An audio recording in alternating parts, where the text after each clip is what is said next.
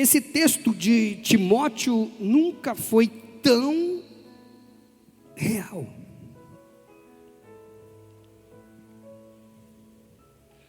Porque nós vemos que criar filhos hoje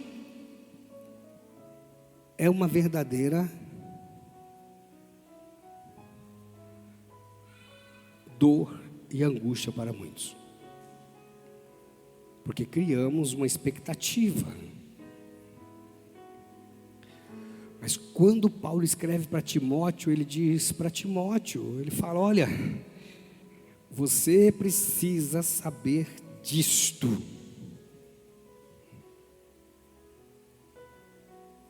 Nos últimos dias, filhos são herança do Senhor, diz o Salmo 127. Mas nós temos tratado filhos como se fosse um problema que o Senhor nos dá. E por tratar como problema, problemas são. Então é mais fácil, mais descompromissado ter um cachorrinho. E aí pegamos o cachorrinho, chamamos o cachorrinho de bebê, neném, filhinho, vem com a mamãe, vem com o papai.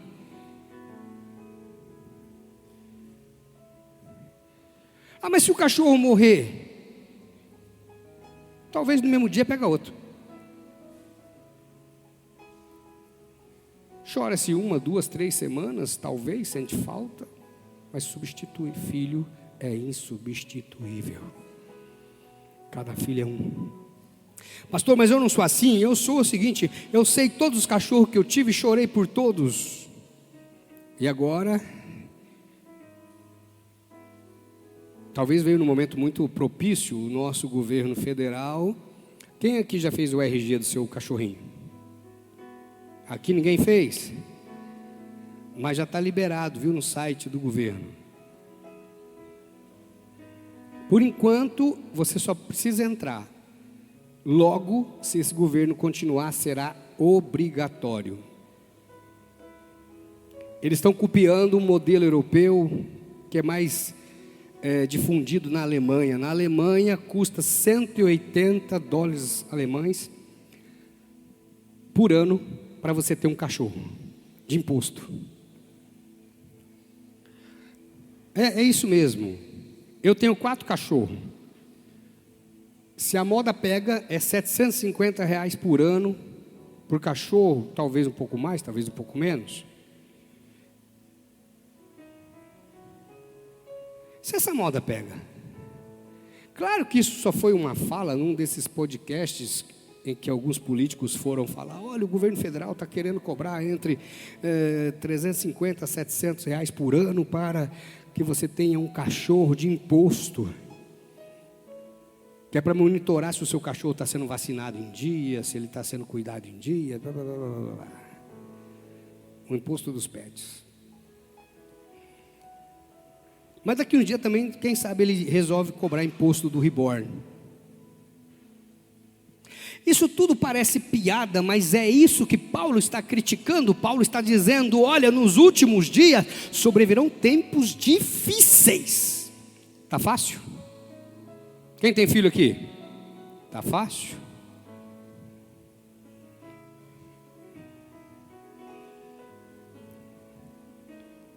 Os homens serão amantes de si mesmos.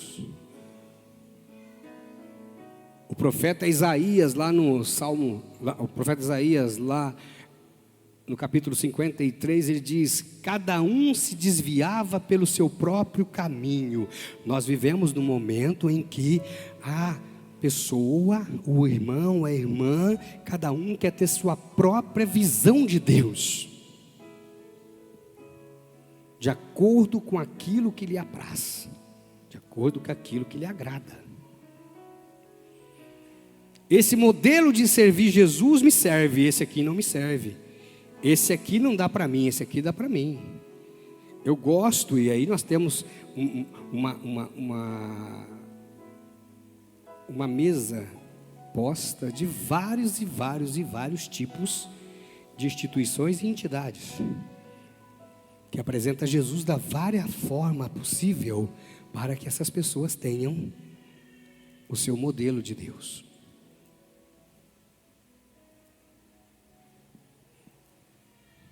Mas ele diz, e ele chama atenção sobre a avareza, ele chama atenção sobre essas particularidades.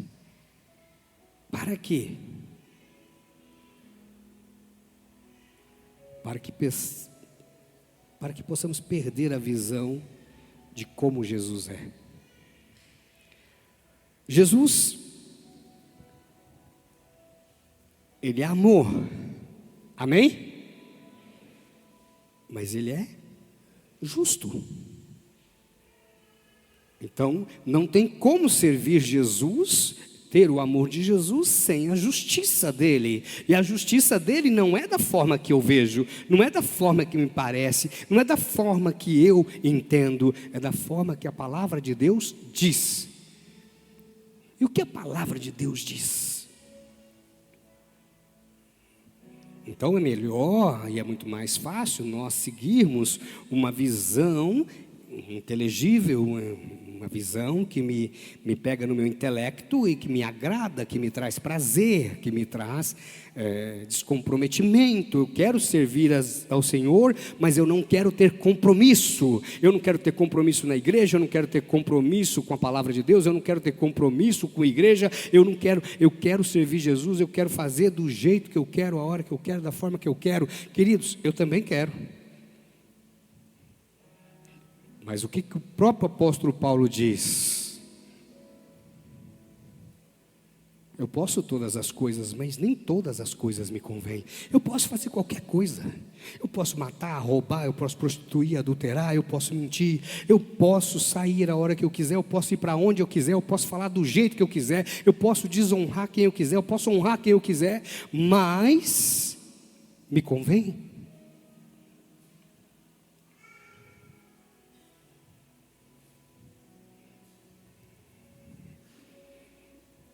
Diga para o irmão que está do seu lado: não importa o que você faça, nunca será o suficiente.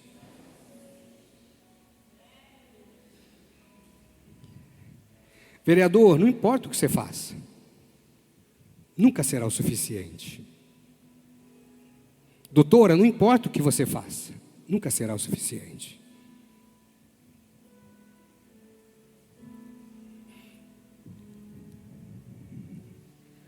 Porque se fosse o suficiente, nós não teríamos a apresentação da vida como ela é. Todos os dias, às vezes você usa aquela máxima: eu mato um leão por dia. E eu vou te dar um conselho: sempre quando você terminar de matar um leão, olha para ver se não tem outro atrás de você para te comer. Porque às vezes matar um leão por dia não é suficiente. Porque o que Paulo está dizendo é isto: se nós não relembrarmos da palavra de Deus todos os dias, se nós não nos conectarmos com o Senhor todos os dias, se nós não ensinarmos nossos filhos todos os dias, eles se perderão, porque existe milhões e milhões de informações, todo momento tentando roubar de nós a nossa família. O maligno, ele não aceita a família. Ele quer destruir a família, porque ele veio matar, roubar e destruir. E é nessa ordem. A palavra de Deus não está equivocada, a palavra de Deus não está errada. Ah, pastor, deveria ser roubar, destruir e matar. Não. A palavra de Deus está certa, porque primeiro ele mata a sua conectividade, ele mata a sua intimidade, ele mata o seu relacionamento, ele mata o brilho, ele tira o desejo de estar perto, ele tira o desejo de se conectar, ele tira o desejo de estar junto. Ele mata toda a perspectiva, ele mata todo o desejo de você viver.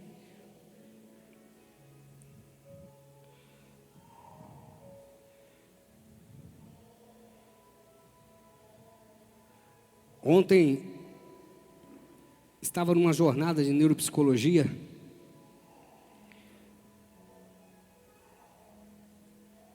e um dos palestrantes estava trazendo para a gente uma experiência muito dolorosa. Ele estava muito abatido, porque ele estava falando sobre suicídio. E ele vinha há quase 3 anos acompanhando um paciente com transtorno borderline. E esse paciente vinha tendo ganhos significativos, mas era todos os dias, há 3 anos. E ele compartilhou que essa semana chegou para ele um comunicado: acabamos de encontrar o fulano morto, ele tirou a vida.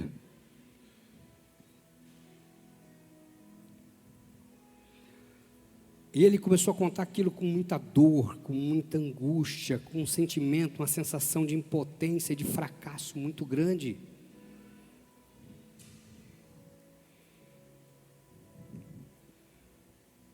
Porque antes dessa pessoa morrer de fato, aquilo que a Bíblia diz já aconteceu lá atrás, já morreu. Porque a gente morre primeiro no espírito, na alegria de viver, na alegria de estar junto, na alegria de lutar, na alegria da esperança. Olha o que diz a palavra de Deus, lá em Romanos capítulo 5, versículo 1 em diante. Eu vou ler esse texto na Fiel, que diz assim: tendo sido, pois, capítulo 5 de Romanos, versículo 1, tendo sido, pois, purificados pela fé, temos paz com Deus, por nosso Senhor Jesus Cristo, pelo qual também temos entrada pela fé a esta graça, na qual estamos firmes, e nos gloriamos na esperança da glória de Deus. E não somente isto, mas também nos gloriamos nas tribulações, sabendo que a tribulação produz a paciência, e a paciência a experiência, e a experiência a esperança, e a esperança não traz confusão. Portanto, o amor de Deus está derramado em nossos corações pelo Espírito Santo que nos foi dado. Porque Cristo, estando nós ainda fracos, morreu a seu tempo pelos ímpios. Porque apenas alguém morrerá por um justo, pois poderá ser que pelo bom alguém ouse morrer. E aí nós vemos hoje esta palavra de esperança, mas uma palavra que nos chama a atenção a uma reflexão. Que tipo de crente sou eu? Que tipo de homem de Deus, mulher de Deus sou eu? Que tipo de criança na fé sou eu? Que tipo de adolescente ou jovem sou eu? Que tipo de idoso sou eu? Cristo está aí. As profecias estão se cumprindo, a palavra anuncia, as profecias se cumprem a todo momento. Quando eu leio um texto desse, e eu vejo essa orientação do apóstolo que diz para mim: olha, mas você precisa saber disto. Nos últimos dias sobrevirão tempos difíceis. Os tempos estão fáceis? Estão fáceis, irmãos? Mas não era para estar mais fácil? Tecnologias. Era para estar mais fácil. Você está com o seu celular na mão, você tem dinheiro na sua conta online, iFood vem comida na tua porta. Dependendo como for o seu nível de conhecimento tecnológico, você não precisa nem sair de casa para trabalhar. Não era para estar mais fácil? Não era para ter mais tempo? E o que nós não temos hoje? Tempo. Às vezes você chegou agora aos 50, 60, 70, 80 anos, 90 anos, e você fala assim: eu daria tudo o que eu tenho para ter 40 anos, e hoje você tem 40 e não dá valor. Eu daria tudo para ter 30 anos, você tem 30 anos e não dá valor. Porque nós somos acumuladores. O nosso instinto primitivo, o nosso instinto de caçador,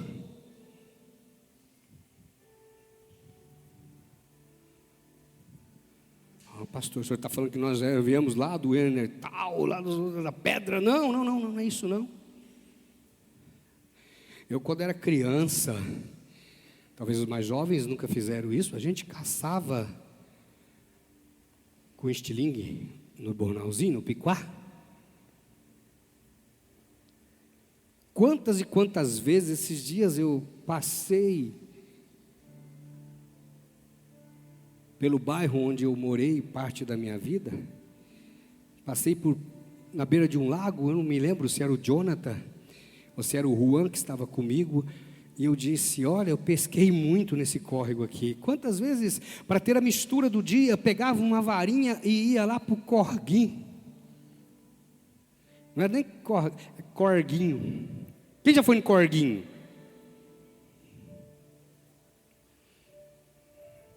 E a gente acha que essa época era difícil. Essa época não era difícil. Hoje está difícil.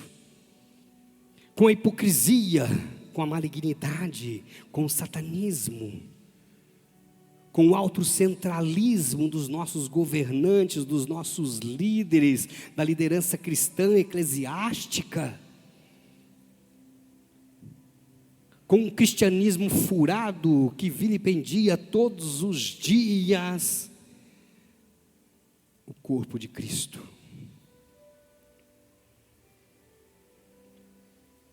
Então achamos que estamos ganhando tempo enquanto estamos perdendo tempo, trabalhamos, o dia começa, o dia acaba, o dia começa, o dia acaba. Meu irmão, esses dias era janeiro, esses dias nós piscamos o olho, era janeiro, nós estamos já, passamos o meio de maio. Quase 5 meses já se foram, você já está passando mais um ano. O dia mal começa, termina. E a palavra de Deus diz: ai, e se aqueles dias não fossem abreviados, hoje os dias estão sendo abreviados. Me lembramos com alguém ontem aqui na igreja conversando. A pessoa falava: nossa, quando eu era pequeno, parecia que os dias demoravam, o Natal demorava uma vida para chegar, a gente tomava Guaraná só no Natal, a gente esperava para comprar aqueles engradadinhos de madeira com cutuba ou tubaína, para comer um churrasquinho no Natal, ou num aniversário, ou num dia específico. Isso parece para os jovens agora, para vocês jovens, que nasceram aí meados dos anos 90 ou meios de 2000, nós somos da época que nós comprávamos cartela de ficha, e para ligar para outra cidade, ficha de interurbano, não tinha celular. Ontem foi feita uma pergunta lá: quem aqui já comprou o primeiro celular? Quando saiu o celular em Rio Preto, eu fui para a fila lá na Badibacite de madrugada. Quem foi? Ficar na fila para comprar um celular. Ah, pastor, mas não, eu cheguei, era 3 e pouco da manhã, quase 4, eu já estava lá virando quarteirão. Quem chegou depois não comprou celular, foi comprar 2, 3 meses depois.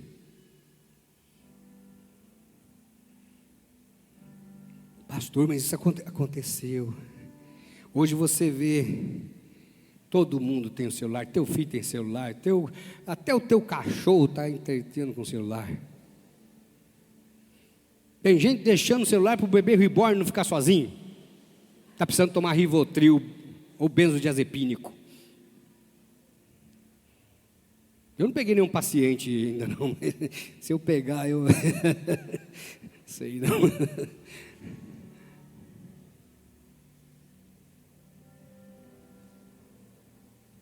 Tempos difíceis, pois os seres humanos serão egoístas. Nunca o sistema egóico foi tão forte como os dias de hoje. O egoísmo, o egocentrismo, o egocentralismo, o narcisismo. Hoje não é nada sobre Jesus, e olha que a igreja vem batendo forte nisso, desde os anos 60, 70, 80, 90, pegou com impacto, Jesus no centro, o homem. Mas hoje, nós colocamos Jesus como nosso serviçal, nós colocamos Jesus como nosso empregadinho, nós colocamos Jesus como aquele que é obrigado a nos dar, e nós não entendemos o problema da nossa vida e nem a mensagem da cruz. Egoístas, avarentos.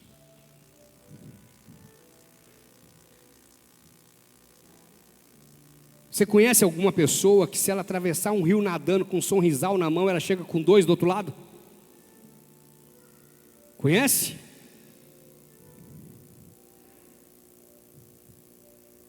Vai dar dinheiro na igreja não, porque o pastor vai gastar tudo.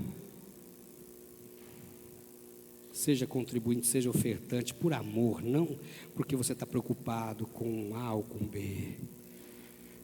Orgulhosos e arrogantes.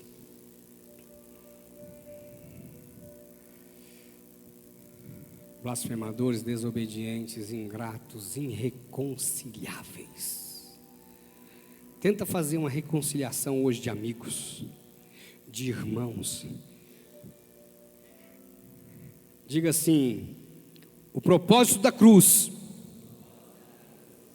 a cruz tem o objetivo do perdão. A cruz é sobre perdão. Jesus fala, a primeira frase dele: Pai, perdoa, porque eles não sabem o que fazem. E essa geração é uma geração que não perdoa ninguém. Essa geração é uma geração que desconhece perdão. Essa geração, ela tem um perdão que é não perdão. É um perdão light.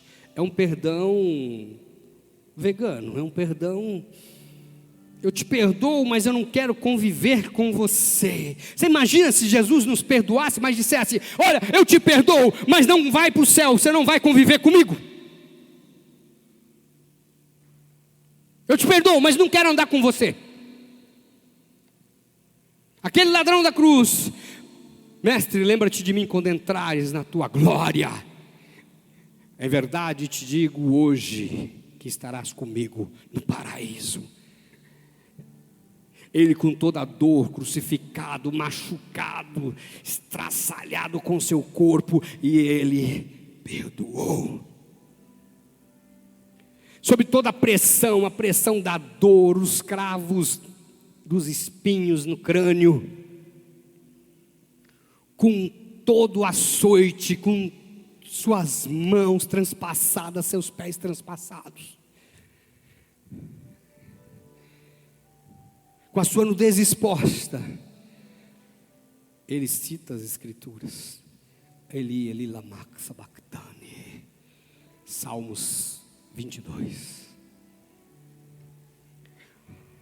Mas os crentes de hoje são modernos. Quando você chega nele, ele já dá uma rajada de xingamento. Sim ou não? Não, pastor, isso não acontece. Isso acontece lá na França, isso acontece lá do outro lado, mas aqui não.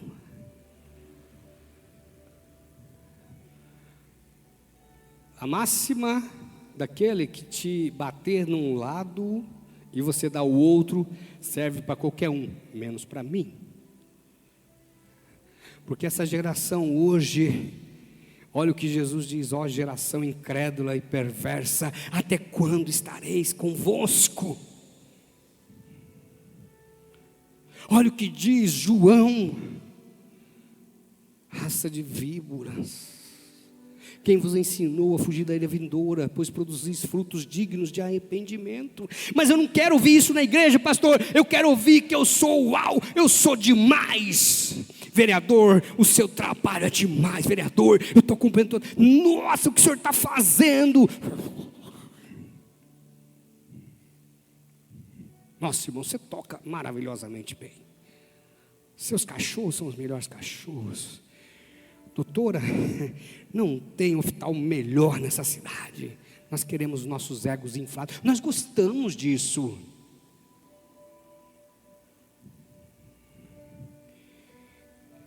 E nós temos que aprender que nunca é suficiente, porque o Senhor Jesus,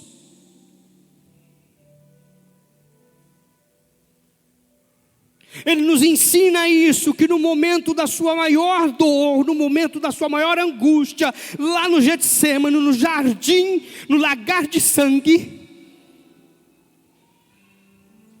no momento mais doloroso da sua vida, ninguém vigiou com Ele. E o texto lá do capítulo 27 de Mateus diz, capítulo 26, diz que assim que os soldados levaram Jesus, todos os discípulos o deixaram, o abandonaram e fugiram. Está escrito. E às vezes você está vivendo hoje como se fosse ser eterno, e nós não somos eternos. Nós vamos sofrer os impactos da idade, nós já estamos sofrendo os impactos da idade, nós estamos sofrendo os impactos do tempo. Às vezes, querido, você olha para frente e vê que você tem mais 10, 15, 20 anos de vida, e diferente do que você viveu até agora, talvez esses 10, 15, 20 anos de vida será tomando remédio, será indo no fisioterapeuta, será gastando tudo que você ganhou ou não para pagar o desgaste da sua vida de hoje. Então você, jovem, entenda. Mude o seu comportamento, mude a sua visão, porque para você ainda dá tempo. Porque a gente só vai levar dessa vida a vida que a gente leva. Eu gosto de carro bom, eu gosto de comer em lugar bom, eu gosto de morar bem. Só que eu não vou levar o carro no caixão.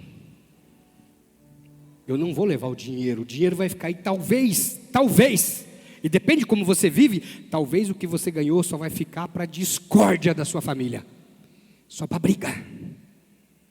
Talvez tudo que você plantou e deixou de fruto será somente para dissensão e ruptura familiar. Porque dependendo do jeito que você trata os seus filhos e a sua vida, o distanciamento, o não envolvimento, a não participação na igreja, na sociedade, na escola, é um protecionismo, isolacionismo, e às vezes as pessoas não entendem que Jesus está voltando, e talvez para você volte mais cedo, talvez para você volte mais cedo, amém? E para concluir, a tribulação.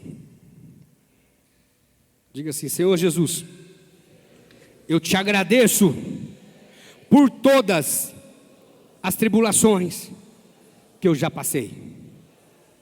Por quê, pastor? Porque olha o que Paulo diz aqui em Romanos capítulo 5. A tribulação, ela produz paciência. O que é paciência? O que é paciência? Paciência é totalmente o oposto da ansiedade. Paciência está ligada à espera, a ser passivo.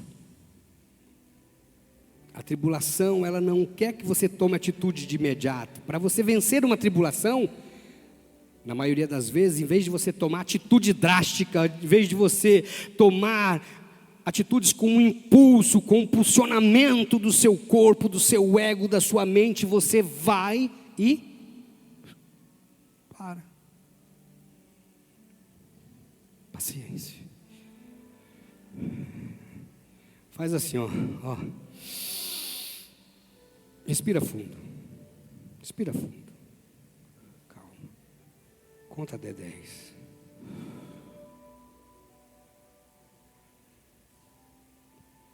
Diga assim: amanhã vai ser melhor.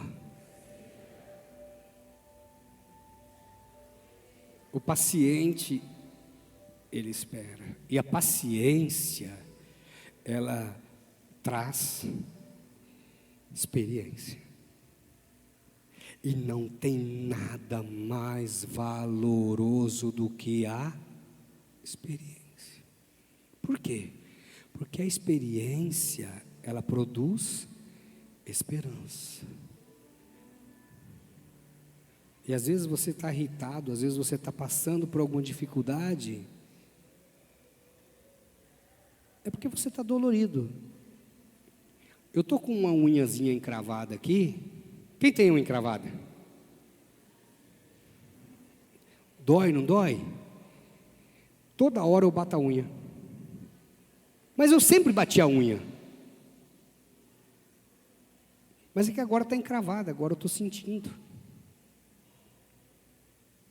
Cuidado, para que você não tome atitudes precipitadas. Porque olha o que ele diz. A experiência traz esperança. E o que é esperança? Diga para o senhor assim: o que é esperança? E esse é o grande problema, às vezes a gente não entende o que lê, não entendemos a palavra, porque a esperança é coisa muito simples. A esperança é uma coisa muito simples. É que a gente não entende.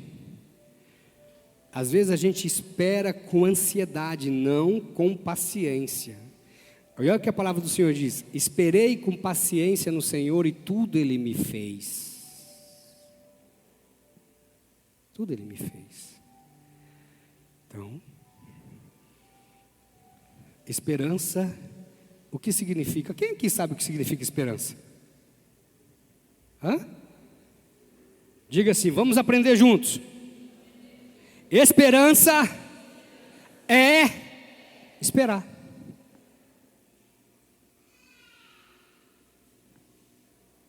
É isso mesmo. Pergunta para o senhor assim: você gosta de esperar? Ninguém gosta de esperar. A gente quer tudo para ontem, a gente quer aquele veículo para ontem, a gente quer aquela casa para ontem, a gente quer aquele amor para ontem. E não é para ontem, a gente tem que esperar.